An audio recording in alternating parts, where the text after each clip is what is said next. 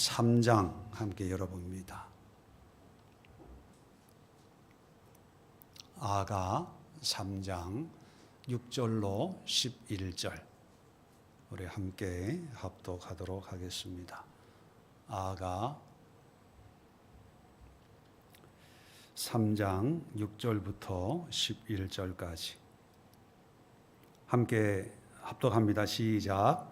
모략과 유향과 사긴의 여러 가지 향품으로 향내 풍기며 연기 기둥처럼 거친 들에서 오는 자가 누구인가? 볼지어다 솔로몬의 가마라. 이스라엘 용사 중 60명이 둘러쌌는데 다 칼을 잡고 싸움에 익숙한 사람들이라. 두려움으로 말미암아 각기 허리에 칼을 찼느니라. 솔로몬 왕이 레바논 나무로 자기 가마를 만들었는데 그 기둥은 은이요 바닥은 금이요 자리는 자색 깔개라. 그 안에는 예루살렘 딸들의 사랑이 엮여져 있구나. 시온의 딸들아 나와서 솔로몬 왕을 보라. 혼인날 마음이 기쁠 때에 그의 어머니가 씌운 왕관이 그 머리에 있구나. 아멘. 자, 오늘 이 말씀을 가지고 사랑은 결실한다. 사랑은 반드시 열매를 맺습니다. 하나님의 사랑, 또 하나님을 향한 그 사랑은 어떤 모양과 모습도 헛되고 의미 없는 것이 아니지요. 사람과 사람의 관계, 또 이 세상의 사랑은요, 상처받을 때가 있습니다. 또 쌍방이 아니라 일방적인 그런 관계의 사랑이다 보니까 상처받기도 하고 또 상처 주기도 합니다. 그래서 눈물과 아픔과 또 후회의 그런 사랑의 결실을 만들지만 하나님과의 사랑은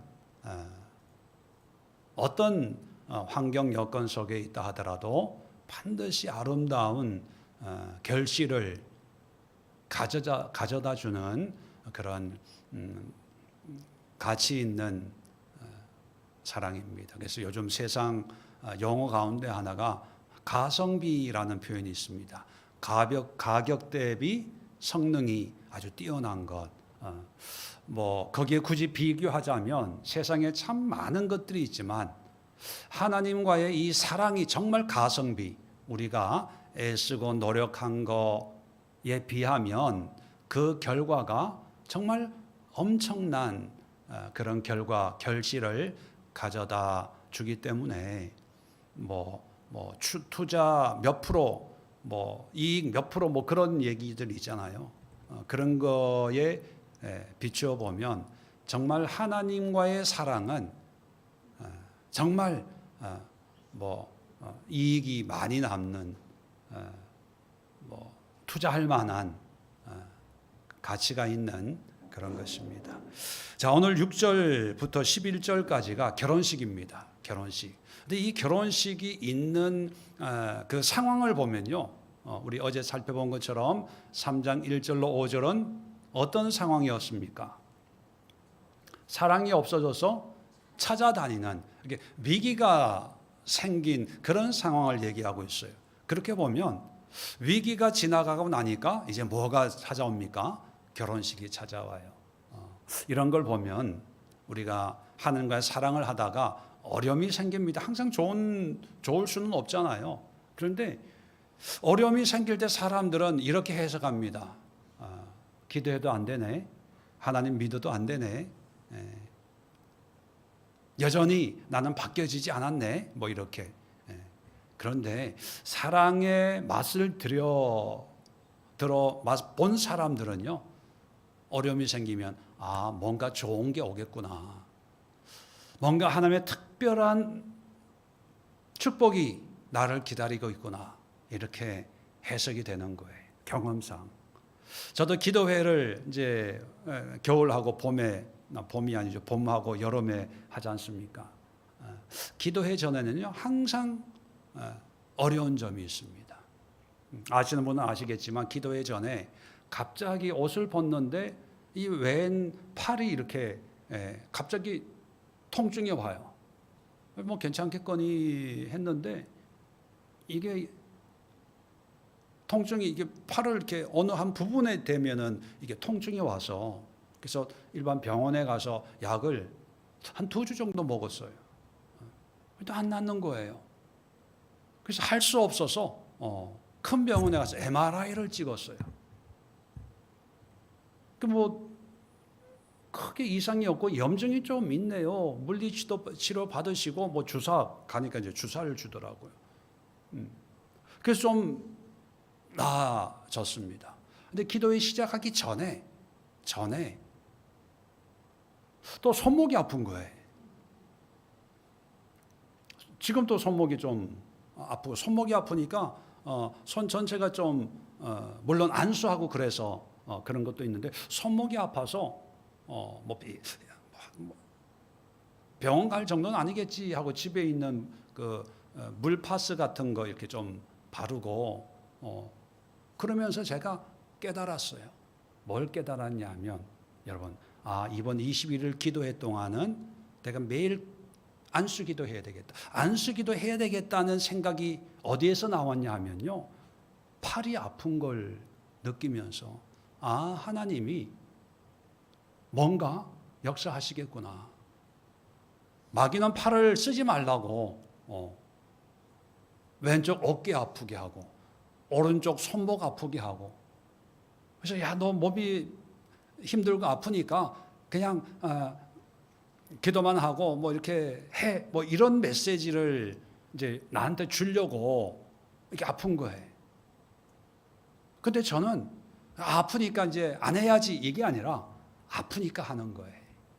왜? 하나님의 계획이 있는데 그거를 나보다 누가 더 잘 알아요? 마귀가 더 잘 알아요. 그걸 회방하는 거예요. 그래서 나는 그 마귀의 그 회방을 작은 여우죠. 포도원을 허는 작은 여우를 때려잡는 거예요. 어떻게? 아파도 힘들어도 그걸 통해서 하나님의 일을 하는 거예요. 그래서 제가 첫날부터 21일 동안 내가 여러분들에게 안수하겠습니다. 여러분 안수가 그렇게 쉬운 게 아니거든요. 또 손을 얹고 기도하면요. 아무래도 이 오른손에 힘이 들어가고 또 여러 가지 힘든 부분들이 있습니다. 그래도 하는 거예요. 아프기 때문에 하는 거예요. 위기가 있기 때문에 믿음을 붙잡는 거예요. 그랬더니만 오늘 6절부터 11절에 보면 결혼식입니다. 우리가 일반적으로 사랑의 결실이 결혼이다 뭐 이런 의미를 부여할 수 있지 않습니까? 정말 이 결혼식은요, 이 결혼은 상상할 수 없는 그런 결혼입니다. 저기 새카맣게 햇빛에 탄 시골 아가씨하고 당신은 세계적으로 유명한 솔로몬하고 이게 결혼을 해서 왕비가 된다는 거 이건 상상을 못했던 거거든요. 근데 우연한 기회에 사랑을 하게 되고 그 사랑을 무르익게 만들기 위해서 슐람미는 애도 쓰고 노력도 했어요. 그대가 어디에 있습니까? 물어봤더니만 양떼를 따라서 흔적 따라 쫓아와 뭐 이래 버리는 거예요. 자존심이 확 무너질 수도 있는데 내가 이런 대접을 받으면서도 이 남자를 따라가야 돼 할 수도 있잖아요. 아직 왕인 줄 모르니까. 그런데도 양떼를 끌고 찾아갔어요. 그래서 사랑을 하기로 했어요. 근데 작은 여우가 와서 위기를 이제 만들어 줬을 때 술람미는 인연이 여기까지인가 보다 하고 포기한 게 아니라 찾아다니는 거예요. 밤새도록 결국은 만나서 어머니의 집, 자기를 잉태한 자의 방, 아주 내면의 가장 귀한, 가장 소중한 그런 분으로 내가 당신을 모시겠습니다. 했더니만 솔로몬이 이제 자기의 어떤 신분을 얘기하는 거예요. 사실 나는 이 나라의 임금입니다. 내가 그대를 61번째 아내로 맞아 드리겠습니다. 이러는 거예요.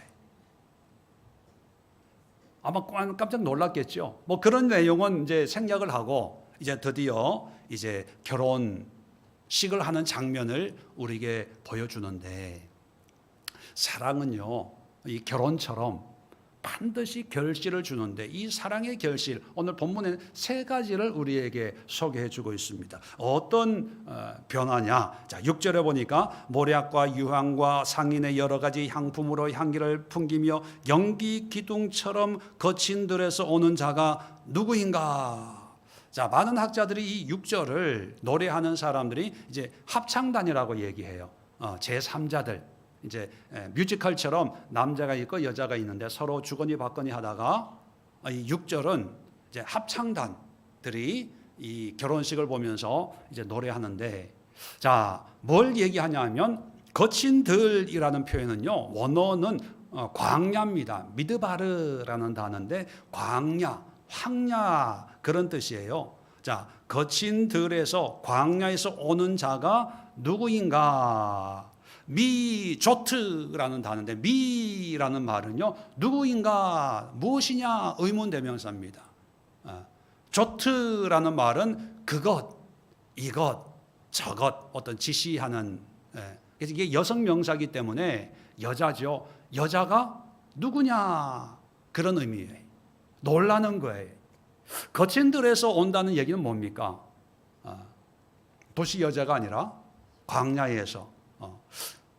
그런데 몰약과 뭐 유향과 상인들의 향품과 또 연기 기둥이라고 하는 것은 어떤 위험, 장엄한 어떤 그런 존재를 얘기하는데요. 그러면 이 술람미를 향해서 사람들이 놀라는 거예요.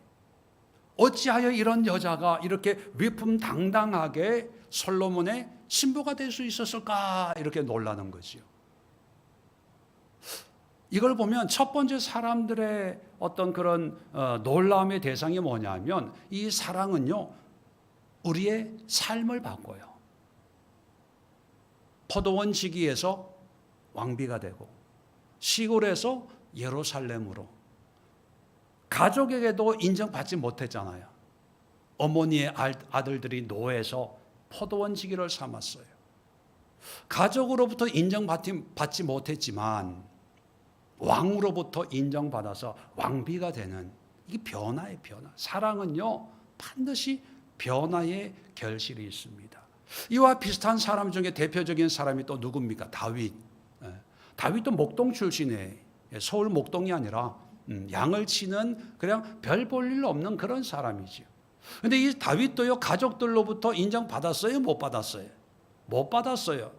사무엘이 기름 부으러 온다고 했을 때 아버지 이새는, 야, 내가 봐도 너는 왕이 될 제목은 아니니까 형들 위해서 양이나 쳐라 할 정도였어요. 그런데 다윗이 하나님을 사랑하니까 정말 위대한 왕이 될 수 있었잖아요.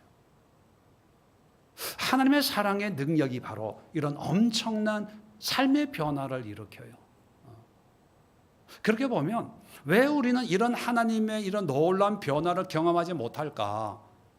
기도를 많이 못해서, 봉사를 많이 못해서, 뭐 헌신을 많이 못해서, 이런 차원에서 생각하지 마시고요.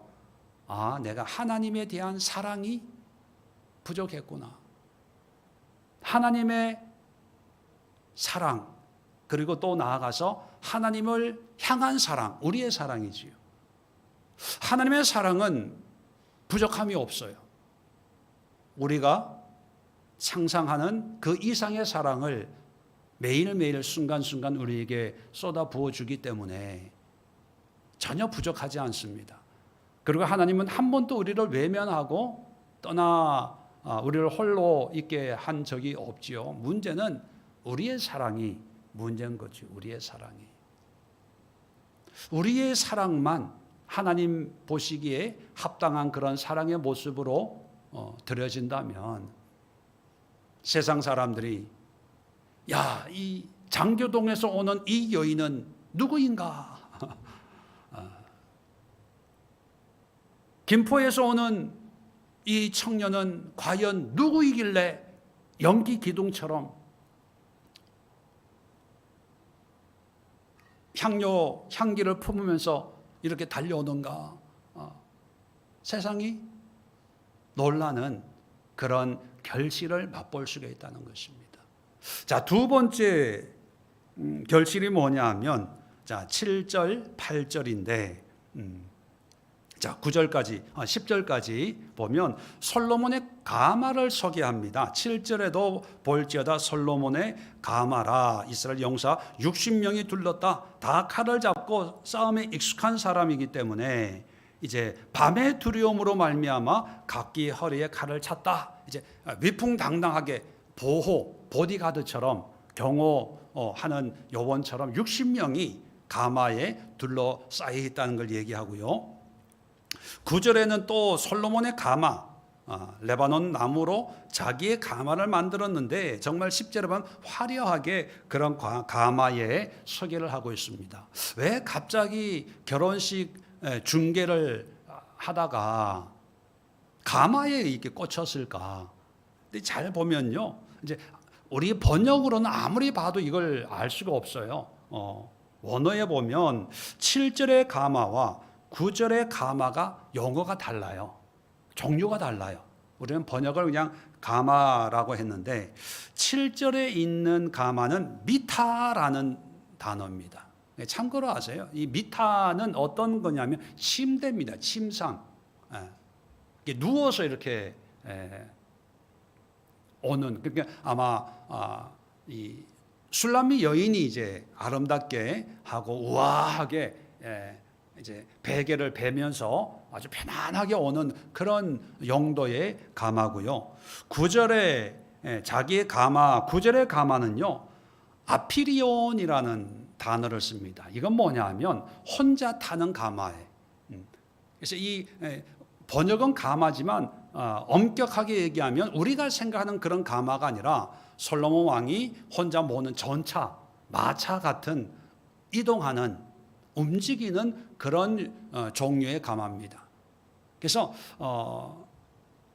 7절에 있는 가마는 편안함, 안락함을 의미하는 그런 가마인데, 이제 그 편안한 이유가 이제 60명의 보디가드가 칼을 들고 있기 때문에 밤의 두려움으로 말미암아 각기 허리에 칼을 찼다. 밤이라고 하는 것은 늘 말씀드리지만 성경에서는 위기, 어려움, 사단이 역사하는 어떤 그런 안 좋은 환경을 상징을 하지요. 그런데 이 60명의 보디가드가 술람의 이 편안함과 안락함을 책임져 주는, 안전을 지키는 그런 용사의 이미지로 설명을 하고 있습니다. 또 9절 10절은 솔로몬이 직접 마차, 전차, 병거 같은 거를 모는데 위풍당당하게 아름답게 금은 보화로 꾸민 그런 마차를 타고 편안하게 오는 술람미 곁에서 위풍당당하게 이제 같이 행진한다 이렇게 표현할 수도 있고요. 하여튼 그렇게 이제 예루살렘으로 오는 걸 얘기하고 있습니다. 뭘 얘기하려고 하냐 하면 솔로몬의 위엄을 얘기하려고 하는 게 아니라 정말 시골뜨기인 이 술람미 여인이 지금까지는 불안하고 염려, 걱정, 근심 이런 삶이었다면 앞으로는 이 사랑으로 말미암아 편안하게 누워서 어떤 어려움, 위기로부터도 보호받는 그런 안전한 삶을 얘기하고 있습니다. 왜 이렇게 안전에 대해서 이렇게 얘기하냐 하면 오늘날에도 안전에 신경 쓰지만 그래도 일반적으로 우리는 안전하게 산다는 어떤 그런 일상의 어떤 그런 두려움 없는 그런 삶을 살기 때문에 안전에 별로 관심을 두지 않습니다. 그런데 고대 사회는요, 어떤 일이 일어날지 여행을 하고 양을 치고 해도 이 맹수들이나 이런 것 때문에 제일 사람들의 관심이 안전이었거든요. 그래서 그 안전을 위해서 뭔가 동원할 수 있는 방법을 다 동원해도 뭐 평민들이 뭐 안전을 얼마나 뭐 유지할 수 있겠습니까? 운명에 맡기고 믿는 사람들은 하나님의 어떤 보호에 맡기는데, 이 술람비 여인은요, 사랑 때문에 자기는 그냥 누워만 있어도 돼. 근데 주변에 60명이 칼을 차고 자기를 지켜주는 사람이 있고, 또 옆에는 솔로몬이 위풍당당하게 자기의 마차를 타고 자기 곁에 있다. 이건 뭐냐 하면 안전이 보장된 삶이에요. 하나님이 지켜주시는 삶. 우리는 안전을 지키려면 칼이 있어야 되고 무기가 있어야 되고 군인이 있어야 되고 뭐 안전한 마차가 있어야 되고 뭐 이런 개념을 가지고 있습니다. 그래서 내가 안전하려면 돈을 가지고 사야 돼요. 구해야 돼요. 또 성을 쌓아야 됩니다. 이게 안전할 수 있는 방법이에요. 그런데 성경이 말하는 안전은 그게 아니라 하나님을 사랑하는 거예요. 사랑하면 나는 그냥 아무것도 하지 않아도 하나님이 나를 지켜주는 거예요. 술람미 여인은 미타 위에 침상으로 된 그 마차 위에 그냥 과일 먹으면서 차 마시면서 뭐 어떤 모습인지 모르지만 그래도 안전에 대해서 전혀 걱정하지 않아도 보장되는 그런 삶으로 바뀌었어요.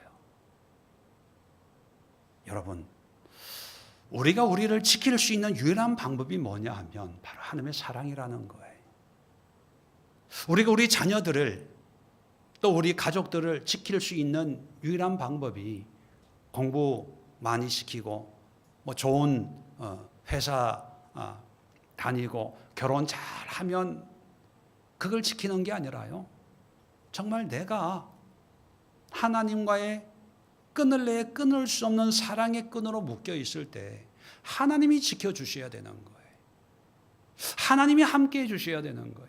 하나님이 불술의 불병거를 타고 내 옆에 계셔줘야 그게 안전한 거지. 경비원이 있는 집으로 이사 간다고 안전할까요? 아이들 위험하다고 등교할 때 태워주고 하교할 때 태워오고 학원 데려다주고 뭐 이런다고 안전할까요? 여러분, 하나님의 사랑이 우리를 안전하게 지켜준다는 그 모습을 얘기하고 있고요. 마지막으로 재미있는 게 11절입니다. 시온의 딸들아, 나와서 솔로몬 왕을 보라. 혼인날 마음이 깊을 때에 그의 어머니가 씌운 왕관이 그 머리에 있구나. 자, 왕의 취임식이 아니라 결혼식인데, 결혼식 하는데 그의 어머니, 혹시 솔로몬의 어머니가 누군지 아세요? 밧세바. 그 유명한 밧세바지요. 밧세바가 뭐 이렇게 아들 결혼식을 위해서 뭐 만든 어떤 그런 관 같은 게 있었나 봐요. 그 어머니가 씌운 왕관이 그 머리에 있는 걸 봐라, 이렇게 얘기하는 거예요. 이게 무슨 뜻일까요? 일반적으로는 왕이 있으면 왕관은 다윗이 썼던 그 왕관을 이제 이어받으면 왕권의 계승을 상징하지 않습니까? 그렇다면 다윗의 관, 뭐 이렇게 표현을 해야 되는데, 여기는 분명히 그의 어머니가 씌운 왕관이 솔로몬 머리에 있다. 그 의미가 뭐냐 하면, 이 결혼식은 아마 아버지가 주관하기보다는 어머니가 주관하는데, 어머니가 왕관을 아들 머리에 씌웠다는 것은 그 아들의 결혼을 축복해 주는 거예요. 아들의 결혼을 축복한다는 건 뭡니까? 이 결혼을 인정하겠다는 거예요. 그러면 아들을 축복한다는 얘기는 결국은 그 아들이 사랑하는 그 여자를 내 며느리로 받아들이겠다는 인정이거든요. 자, 이게 왜 중요하냐 하면, 아까도 말씀드렸지만 술람비 여인은요, 자기 가족들에게도 인정을 못 받았어요. 그리고 피부가 검고 까무잡잡 햇빛에 거슬려서 까무잡잡해서 사람들로부터 이렇게 좀 이게 왕따 아닌 왕따를 받을 정도로 그런 삶을 살았어요. 그리고 자기 포도원 지기로 맡겼는데 그 포도원을 잘 지키지도 못했어요. 그렇게 보면 요즘 말로 표현하면 어떤 스펙이나 조건이 좀 많이 떨어지는 사람일 수 있다는 거지요. 그런 사람이 밧세바의 눈에 차겠습니까? 그리고 비교 대상이 분명히 있잖아요. 60명이나 되는 그런 후궁들도 이미 왕궁에 있거든요. 아마 그 60명이 어떤 사람인지 잘 모르지만 한마디로 참 내노라 하는 가문의 사람들, 또 외국의 어떤 정략 결혼 이런 것도 있었을 거니까 왕족 많이 배우고 정말 내노라 하는 기라성 같은 집안의 아름다운 딸들이 예쁜 옷을 입고 왕궁에 있을 텐데 그런 여자를 밧세바가 봤겠죠. 그런데 솔로몬이 휴가 갔다가 오면서 또 한 여자를 데리고 왔는데 이 술람미인 거예요. 그럼 여러분 같으면 물론 축복하겠죠. 여러분의 영성이면. 근데 보통 어머니는 반응이 어떻겠어요? 야, 좀 더 두고 생각해봐라. 좀 이따 결혼식 하자. 이렇게 좀 이렇게 탐탁지 않게 여겼을 거 아닙니까? 그런데 이 밧세바 그 어머니가 그의 왕관을 아들에 씌웠다는 얘기는 그 어머니도 만족한다는 거예요. 여러분, 이게 뭐냐면 하나님과의 사랑을 이루면 사랑받는 존재가 된다는 거예요. 인정받는 존재가 된다는 거예요. 한마디로 존귀한 자가 되는 거예요. 존귀한 자가. 존재의 의미, 존재의 가치가 달라진다는 것입니다.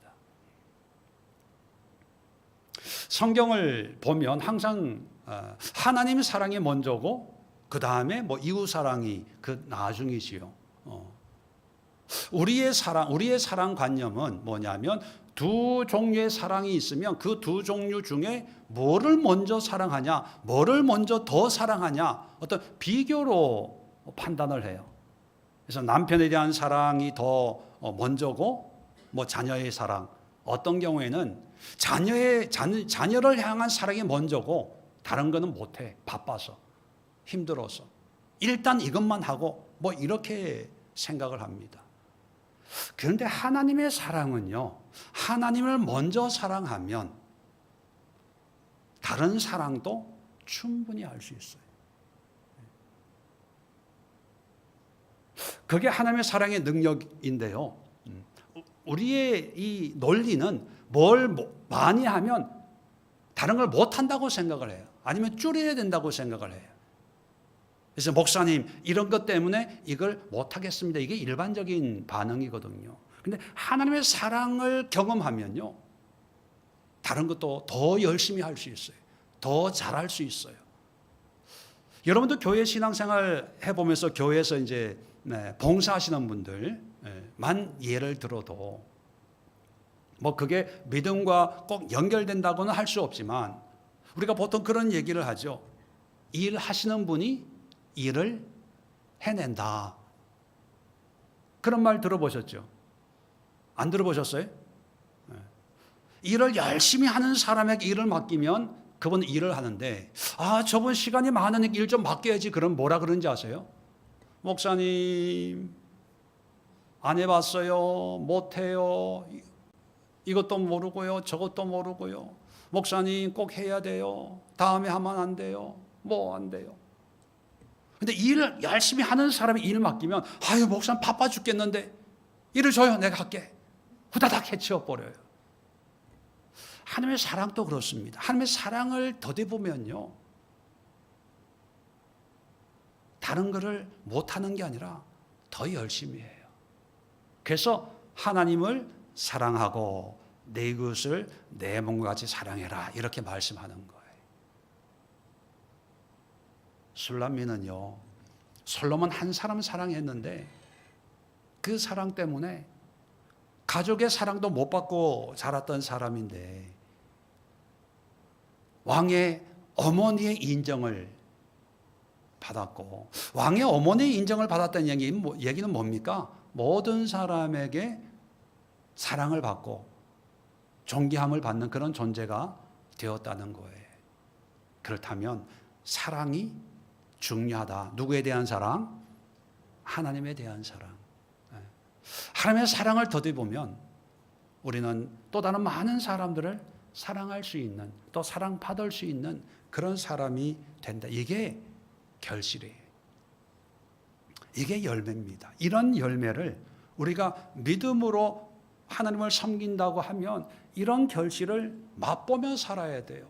왜 늘 믿음 생활 열심히 한다고 하면서 왜 마음은 늘 가난하고 늘 매여 있고 쫓아다니고 늘 염려하고 두려워하고 이런 일을 생길까 저런 일을 생길까 늘 초조하고 그래서 밤잠을 이루지 못하고 바짝바짝 마르면서 그러면서 하나님을 사랑하고 믿습니다라고 하는 말은 매일매일 기도하면서 하는데 왜 열매가 없을까? 결실이 없을까?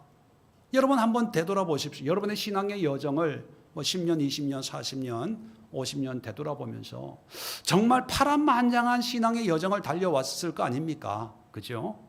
근데 과연 그 헌신과 믿음과 수고와 사랑의 결실이 뭐냐? 한번 결실을 한번 생각해 보세요. 그 사랑의 결실이 우리가 죽어서 가는 천국일까요? 여러분 그렇게 생각하면 안 돼요. 그것도 물론 결실이지만 그 결실은 누구에게나 믿는 자에게 따라오는 거기 때문에 사실 결실이라기보다는 하나의 결과예요. 결과. 그냥 이루어지는 거예요. 그런데 문제는 뭐냐면 천국 가기 전에 지금 당장 죽으면 괜찮은데 우리가 안 죽었잖아요. 그런 결실이 없습니까? 죽어야 그걸 맛봅니까? 죽어야 멸관을 씁니까? 죽어야 하나님의 어떤 축복과 위로를 받습니까? 여러분 아니에요. 속지 마세요. 그건 마귀가 하는 거예요. 하나님의 사랑 가운데 있으면 지금 누리는 거예요. 삶이 변화되는 거예요.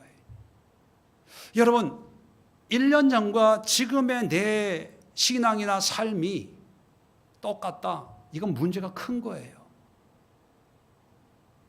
오히려 퇴보됐다. 기도 시간이 줄었다. 말씀 보는 시간이 줄었다. 예배에 감격이 없다. 이건 문제가 큰 거예요. 만약에 그런 분 계시면 제가 진지하게 말씀을 드립니다. 뭘 말씀드리냐 하면요. 교회를 옮기셔야 돼요. 어떤 교회로? 하나님의 사랑을 다시 불붙여주는 사랑으로. 그런 교회로 옮기셔야 돼요. 그만큼 중요하다는 거예요. 그만큼 심각하다는 것입니다. 지금까지 신앙생활을 했는데 여전히 내일에 대한 불안, 두려움, 어떻게 남편을 봐도 걱정이고 자식을 봐도 걱정이고 그리고 교회 와서 성도를 봐도 걱정이야. 이건 문제가 있는 거예요. 하나님의 보호하심. 왜? 사랑하는 자를 보호하는 게 그게 당연지사 아니겠습니까? 내가 하나님을 사랑하면 물론 염려 걱정이 있지만 그래도 최종 결정은 하나님이 지켜주실 거야. 하나님이 함께 하실 거야. 더 담대해지는데 기도하고 걱정하고 기도하고 걱정하고 염려하고 두려워하고 이건 문제가 많은 거예요. 이건 사랑이 아니에요.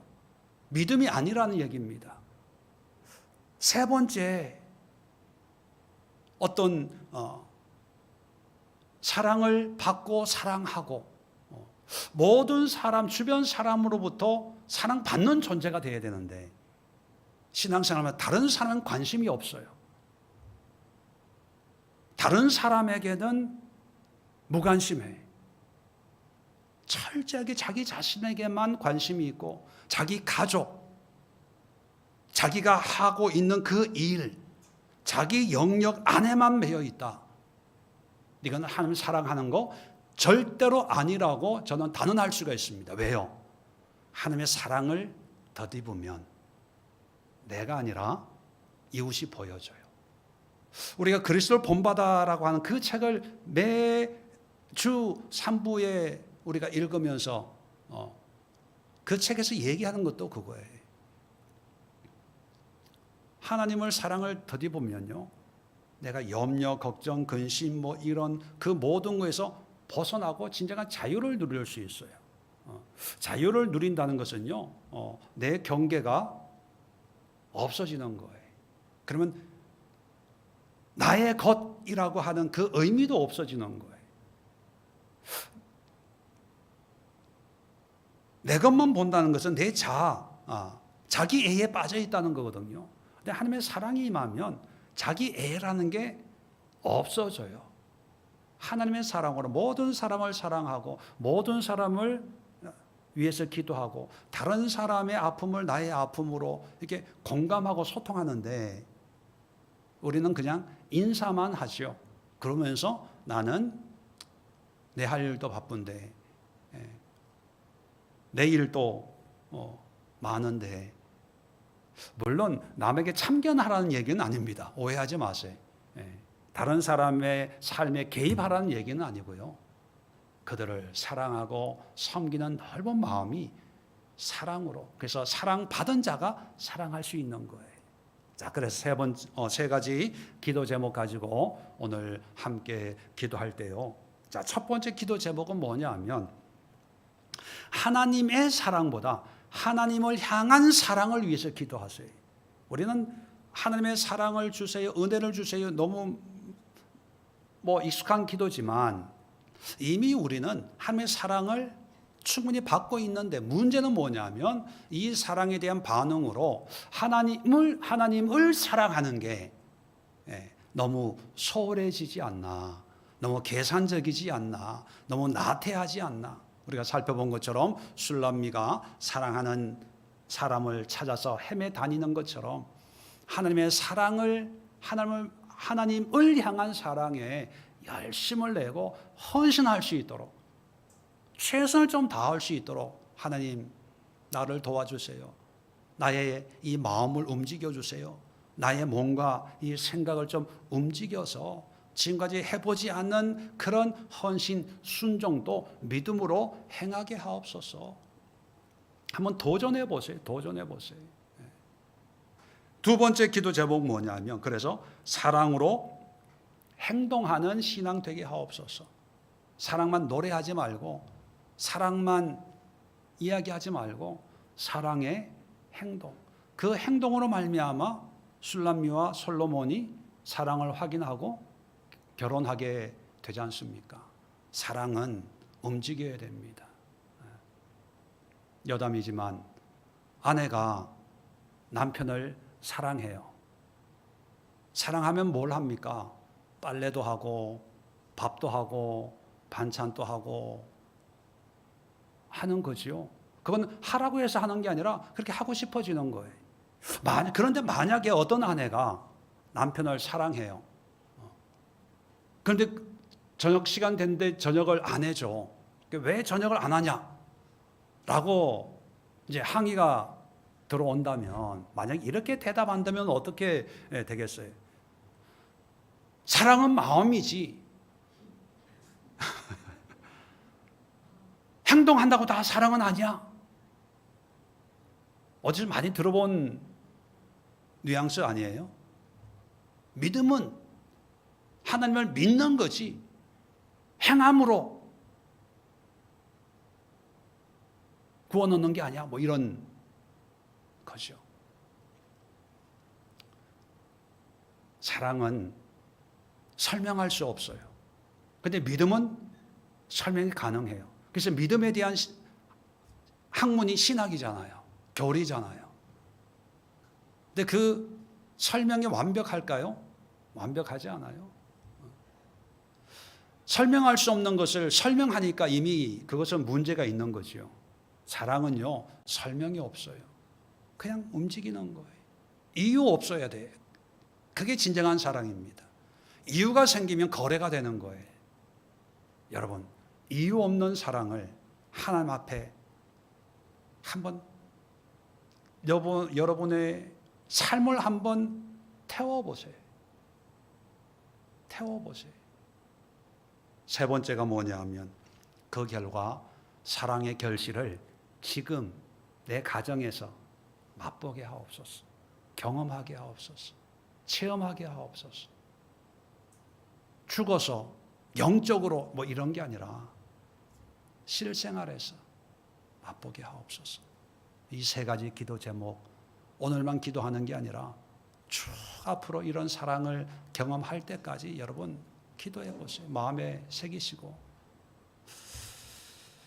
자리 정돈하시고 우리 주여 한번 힘차게 외치고 합심해서 사랑의 회복을 위해서 기도하도록 하겠습니다. 주여 한번 외치고 기도합니다. 주여 아버지여 아버지 주님 도와주옵소서.